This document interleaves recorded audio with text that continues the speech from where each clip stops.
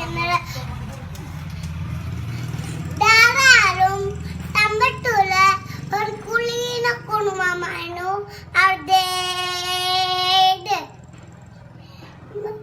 വിശകവർത്തിയുടെ വീണിയും എളിയമ്മയും നമ്മൾ ജീവിതത്തെ നമുക്ക് പകർത്ത ഇട്ടേടി വന്നെ എന്നീ വാക്കുകൾ നൽകും.